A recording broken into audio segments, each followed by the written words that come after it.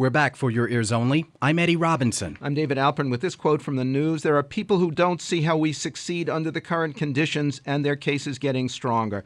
That was a U.S. official on continuing U.S. commitment to the war in Afghanistan, as at least 6 GIs were killed by supposed Afghan allies in continuing anti-American protests prompted by the thoughtless burning of sacred Korans thought to carry terrorist messages in their margins. Now this. Humanitarian agencies must be given access to do their work, and it is regrettable that that doesn't seem to be happening. Without a halt to the killing and a guarantee of the immediate humanitarian access, this despicable government will murder many more before this heinous chapter in Syria's history is over. Salvation, at least a start, seemed headed for Syria last week after appeals from former UN Secretary General Kofi Annan, now UN Arab League envoy to Damascus, and from U.S. Assistant Secretary of State Esther Bremer in Geneva. There was international agreement on a humanitarian aid mission and indications of acceptance from President Bashar al-Assad. But as the weekend began, a convoy of aid trucks was still being held outside the former opposition stronghold of Bab al-Amr in the devastated city of Homs. And there were reports of government troops staging house-to-house executions of those suspected of assisting rebel forces before their tactical retreat earlier in the week. The human suffering was left mostly to imagination as media coverage and even internet reports were substantially squelched. But there was still no international consensus on military intervention or better arming rebel forces. For this week's update on the crisis for your ears only, we're joined now by Sarab Al-Jijakli of the Syrian Expatriates organization and co-founder of the National Alliance for Syria and the Network of Arab American Professionals of New York. Welcome to our show. Thank you for having me. Have your organizations been able to maintain any contact with Homs and Bab al-Amr and get any late information? Well, it's been very difficult. As you know, there is a current siege on Homs, specifically Bab al-Amr, and communications are very tight. However, we were able, even last night, to get in touch with citizen journalist Khaled Abu Saleh, who is reporting live from Bab al-Amr and has been one of the few people we've been able to connect to. He spoke about the collective punishment, the brutality, the executions by the Assad regime as they've gone into Bab al-Amr. But he also spoke about the cowardice of the Assad regime and how a small network of Free Syrian Army volunteers were able to keep the 20,000 or so Assad army security at bay for weeks on end. Do you think that agreeing to a humanitarian aid mission and then blocking it will cost Damascus any support from Russia and China, which have so far blocked more concrete action against Syria? Well, I mean, the behavior by the regime is expected. This is standard practice, and it's something they've been doing for over 40 years. The Assad regime, as you know, has been in power for 40 years, and so the Syrian people are no stranger to their brutality. Russia, on the other hand, is driven by strategic interests. We should never forget that their only naval base in the Mediterranean is actually located on the Tartus port on the Syrian coast. So at this point in time, we doubt that it will impact any sort of strategic relationship between the two, as the Russians, as you know, have been buying time diplomatically for the Assad regime to quell the uprising. With Bab al-Amr and Homs retaken by the regime, where would you expect to see rebel forces making their next stand? Well, it's a good question. Bab al-Amr, as you know, have been a major symbol of resistance for the revolution. Bab al-Amr, Homs being Syria's third largest city. But one thing to note is that we must all understand that this is a popular uprising, and it is a decentralized uprising at that. And so we've seen across most cities, almost every single town, village, and city across Syria, everyday protests, decentralized resistance of the population through strikes, through protests, through ensuring that the regime can no longer control the population.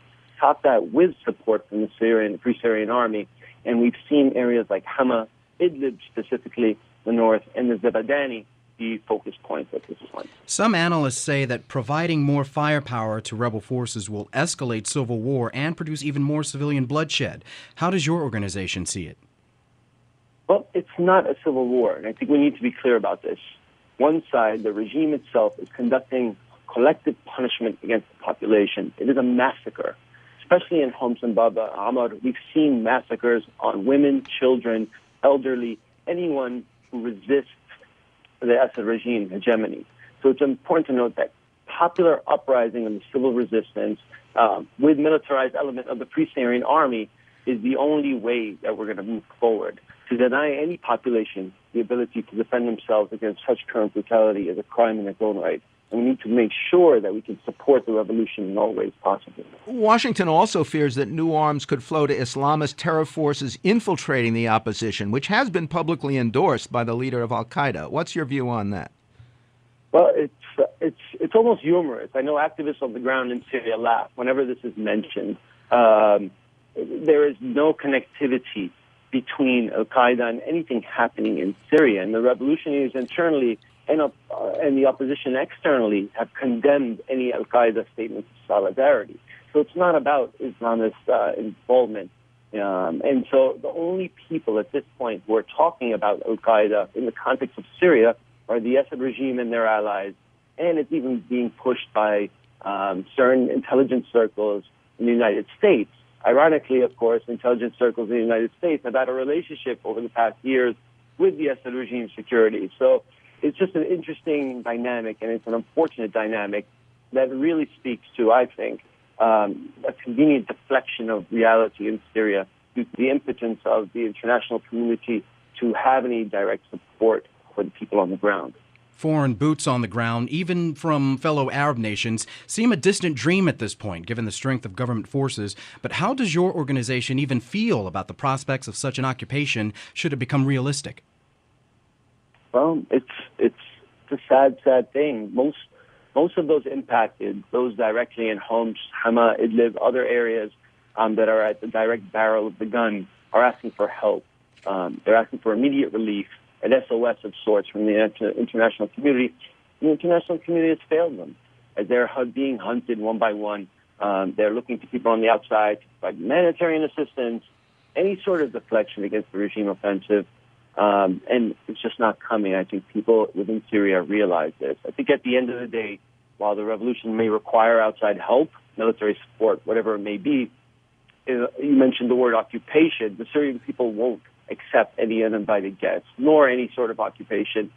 The Syrian people right now are fighting an occupation, which is an occupation of an Assad regime that just won't leave. There are calls to charge President Assad with war crimes, but Secretary of State Hillary Clinton has suggested that might make it more difficult to negotiate his departure. Others say he will never negotiate about that, so charges are fitting and unavoidable. What's your view? Well, basically, the Syrian revolution is not about negotiation.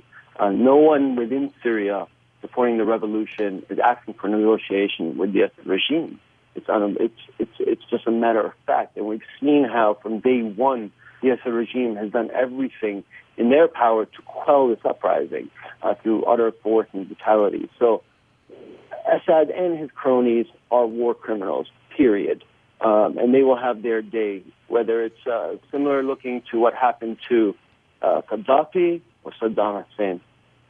Sarab Al-Jijakli of the Syrian Expatriates organization is co-founder of the National Alliance of Syria and the Network of Arab American Professionals of New York. Now, this quote from the news: "We've made it clear that we're not interested in talks just for the sake and form of talks." That was a State Department official on the unexpected willingness of new North Korean leader Kim Jong-un to join talks about halting his nuclear weapons program. Next, college, snobs, and jobs for your ears only.